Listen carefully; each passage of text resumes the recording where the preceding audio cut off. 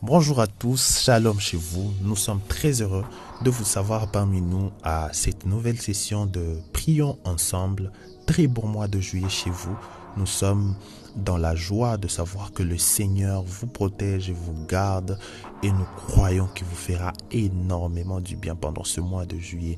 Que ce que vous n'avez pas vu pendant les 6 premiers mois, que les 6 derniers mois soient votre mois de voir et de toucher les bonnes choses que le Seigneur a réservé pour vous au courant de cette année 2023. Et aujourd'hui, nous parlerons d'un merveilleux thème, ce thème qui est intitulé « Serviteur des dieux ». Seigneur, merci pour ces instants que tu nous donnes à parler de ta part et à prier avec toutes les personnes qui sont en train de nous écouter. Nous sommes, Seigneur Dieu de gloire, rassurés que ces messages vont encore nous changer et nous transformer en homme puissant de Jésus-Christ. Amen. Ésaïe chapitre 52, verset 13. Ésaïe chapitre 52, verset 13, c'est un verset connu par plusieurs. C'est une promesse de Dieu. La Bible dit « Voici, mon serviteur prospérera, il montera, il s'élèvera bien haut. » Dans d'autres versions, on dit « Il s'élèvera, il sera très haut placé. » Très haut placé. Voici mon serviteur prospérera, il montera, il s'élèvera bien haut. Parole du Seigneur. Et ici, c'est Dieu qui est en train de parler. Il parle à Israël, il parle à son peuple. Et ce qu'il est en train de dire, il dit, mon serviteur s'élèvera, il montera, il va prospérer, il va aller bien haut. C'est la promesse de Dieu à une catégorie de personnes. Il parle précisément de son serviteur. Il ne parle pas de quelqu'un d'autre, il parle ici de son serviteur. Il dit mon serviteur. Il parle ici du serviteur. Et nous, de notre côté, nous allons appeler, si nous ne sommes pas des serviteurs de Dieu, nous allons dire, Dieu a dit que son serviteur montera. Mais j'aimerais ici tirer notre attention et que nous puissions parler d'abord du serviteur des dieux. Parce que Dieu identifie clairement la personne à qui cette bénédiction est adressée, à qui ces besoins est adressé. Qui est serviteur des dieux? Vous allez croire avec moi que le serviteur de Dieu, c'est celui qui prêche et tout. Mais nous allons découvrir aujourd'hui comment Dieu définit d'abord le serviteur de Dieu. Nous allons lire dans Job chapitre 1er verset 8. La Bible dit, l'Éternel dit à Satan, as-tu remarqué mon serviteur Dieu, Job? Il n'y a personne comme lui sur terre. C'est un homme intègre et droit, craignant Dieu et se détournant du mal. Ici, Dieu est en train de parler à Satan. Il dit, as-tu remarqué mon serviteur Job? As-tu remarqué mon serviteur Job? Donc, Dieu définit le serviteur par les choses que nous venons de lire ici en bas. Il dit, il n'y a personne comme lui. Et la Bible ajoute en disant, c'est un homme intègre et droit, craignant Dieu et se détournant du mal. C'est un homme intègre et droit, craignant Dieu et se détournant du mal. Nous allons nous arrêter aujourd'hui juste à ce point intègre et droit. Intègre et droit. L'Éternel dit à Satan, as-tu remarqué mon serviteur? D'entrée de jeu, je vais commencer par dire que le serviteur des dieux, c'est quelqu'un qui Dieu fait remarquer. La Bible dit, l'Éternel dit à Satan, as-tu remarqué? C'est Dieu qui fait remarquer à Satan. Le diable peut te remarquer, oui, mais il va se taire. Mais quand Dieu sait que tu es son serviteur, il te fera remarquer. C'est d'abord ça. Le diable te fera Dieu te fera remarquer chez le diable. Dieu te fera remarquer parce que tu es son serviteur, parce que tu es à lui. Dieu lui-même te fera remarquer. Ce n'est pas que le diable n'a pas remarqué. Le diable a remarqué, mais j'aimerais vous dire une chose. Quand le diable a remarqué, il attendait que Dieu le fasse remarquer pour qu'ils aient un sujet de conversation. Et la deuxième chose, La Bible dit il n'y a personne comme lui. Ici, Dieu est en train de définir un serviteur de Dieu. Et son serviteur, Job. Il dit il n'y a personne comme lui sur la terre. Et je vais m'inspirer de cette définition de Dieu pour essayer de nous dire qui est vraiment un serviteur de Dieu. C'est un homme intègre et droit. Un homme intègre et droit. L'homme intègre et droit. Et ici, vous allez remarquer que Dieu ne parle pas de Job parce que Job est en train de prêcher, parce que Job est en train de chanter, parce que Job fait ceci ou cela. Ici, Dieu présente son serviteur pas comme quelqu'un qui fait des actions, mais comme une personne qui est dans son cœur intègre, qui présente des qualités qui sont internes, qui présente des qualités qui ne sont pas d'abord externes. La personne a des qualités internes. On parle d'une personne qui est intègre et d'une personne qui est droite. On parle d'une personne qui craint Dieu. On parle d'une personne qui se détourne du mal. Et ici, vous allez comprendre avec moi que l'intégrité et la droiture sont d'abord les choses qui caractérisent un serviteur de Dieu. L'intégrité et la droiture. L'intégrité et la droiture. Est-ce qu'il y a des gens qui sont encore intègres? Est-ce qu'il y a encore des gens qui sont incorruptibles? Parce que le dictionnaire définit l'intégrité, la personne intègre comme étant une personne d'une probité incorruptible, qui est en parfait état, qui n'est point abîmée. C'est ça, c'est qu'on déclare d'une personne intègre, qui est d'une probité incorruptible.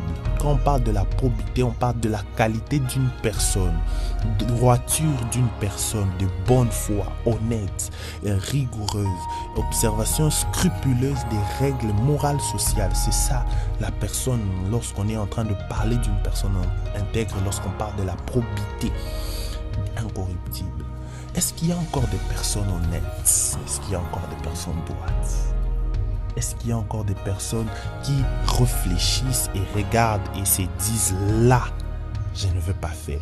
Et la droiture, on dit la personne qui est droite. La Bible dit que le dictionnaire plutôt dit que c'est une personne juste, c'est une personne équitable, c'est une personne sincère. Bien-aimé, être serviteur de Dieu, ce n'est pas d'abord prêcher, ce n'est pas d'abord faire un service, c'est d'abord être intègre, c'est d'abord en soi être juste, être équitable, être sincère, être du bon côté. Et le bon côté, c'est le côté de Dieu. Ici, on parle d'abord de quelqu'un qui est intègre, de quelqu'un qui craint Dieu, de quelqu'un qui se détourne du mal. Le problème, c'est que c'est son intérieur qui vient avant. C'est son intérieur qui vient d'abord. Ce n'est pas d'abord l'extérieur. Et j'aimerais dire à quelqu'un que la promesse d'Ésaïe 52, verset 13 n'est réservée qu'aux personnes qui sont intègres, qui sont droites, qui craignent Dieu et qui se détournent du mal. C'est ça, cette promesse. Elle concerne ces personnes. Et j'aimerais déclarer sur quelqu'un ce matin que si tu n'es pas un serviteur de Dieu, ça veut dire que tu n'as pas compris ces choses. Il ne faut pas appeler serviteur de Dieu celui-là qui prêche ou celui-là qui sert à l'église ou celui-là qui fait ceci ou cela. Tout le monde est serviteur de Dieu à partir du moment où il y a une intégrité dans son cœur, où il y a une droiture dans son cœur, où il y a la crainte de Dieu et le détournement du mal. Dieu, automatiquement, il t'appelle son serviteur. Parce que c'est comme ça qu'il définit Job. Il dit, il n'y a point de mal en lui. Il n'y a personne comme lui sur terre. On dit, il est intègre, il est droit, il craint Dieu. Voilà comment Dieu est en train de dire, il est du bien de son serviteur. Il dit, c'est mon serviteur. Voilà les qualités de mon serviteur. Voilà ce qui définit mon serviteur. Et j'aimerais dire à quelqu'un, qu'est-ce qui te définit en tant que serviteur de Dieu? Est-ce que ce sont d'abord les prédications? C'est ta particularité d'être intègre, d'être droit, d'être sincère en matière d'argent, en matière de corruption. Là où tout le monde peut corrompre, tu peux aussi corrompre. Là où tout le monde peut mentir, tu peux aussi mentir. Là où tout le monde ne craint pas Dieu, tu peux aussi ne pas craindre Dieu.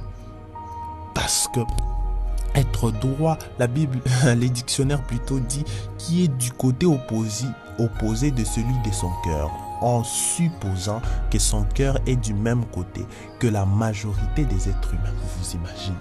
Est-ce que vous êtes toujours du même côté que la majorité des êtres humains?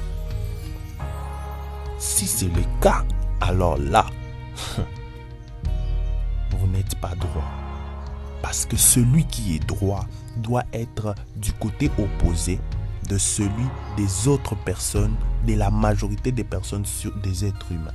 Et nous allons continuer ce thème la prochaine fois. Mais j'aimerais ici vous faire comprendre qu'être serviteur de Dieu, ce n'est pas d'abord servir, ce n'est pas d'abord faire des actions à l'église, c'est d'abord être en son intérieur, intègre, droit, craindre Dieu et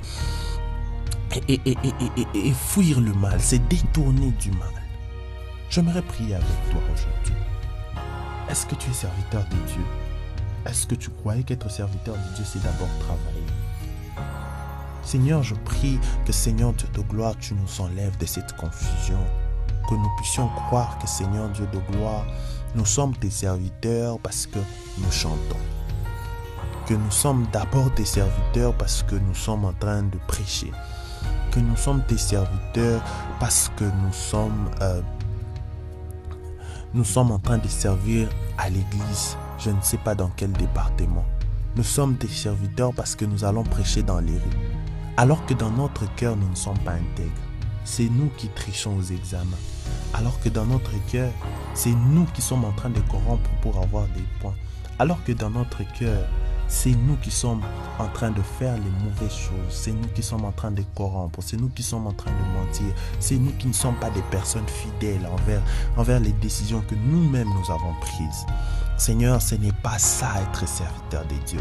Être serviteur de Dieu, ce n'est pas d'abord poser des actions. C'est soi-même être une bonne action. Soi-même. C'est nous-mêmes qui devons d'abord être des bonnes actions avant de poser des bonnes actions. C'est pourquoi, Seigneur, je viens en pleine prière. Prions ensemble alors que nous prions avec nos frères et sœurs. Et j'aimerais, Seigneur Dieu de gloire, que tu nous aides afin que nous puissions comprendre que nous ne devons pas plus nous baser sur le service, mais nous devons nous baser d'abord sur nous, à notre être intérieur, parce que le serviteur est d'abord à l'interne avant d'être à l'externe. Je prie que, Seigneur Dieu de gloire, nous soyons des personnes intègres. Je prie que, Seigneur Dieu de gloire, nous soyons des personnes droites, des personnes qui te craignent. Craindre Dieu, craindre Dieu, craindre Dieu, c'est détourner du mal. Seigneur, apprends-nous à te craindre. Donne-nous la capacité à avoir, Seigneur, cette crainte de ta parole, de tes principes et de tes préceptes. Sois notre Dieu dans tout et pour tout. Nous voulons que cette semaine, tu nous apprennes à te craindre. Seigneur, deux fois, nous nous levons le matin et nous allons nous dire, nous allons être intègres, nous allons être droits, nous n'allons pas pécher. Mais dès que nous posons la plante de notre pied sur terre, il y a toujours quelque chose qui arrive déjà et nous empêche de vivre. Mais Seigneur, je ne prie pas afin que nous puissions échouer, mais je prie pour que nous puissions réussir à prendre des décisions d'intégrité, de droiture, de craindre Dieu, de se détourner du mal. Bénis la semaine de chacun et fais à ce que cette semaine, nous puissions marcher en tant que tes serviteurs. Pas parce que nous t'avons servi d'abord, mais parce que nous le sommes à notre interne. Au nom de Jésus-Christ. Amen.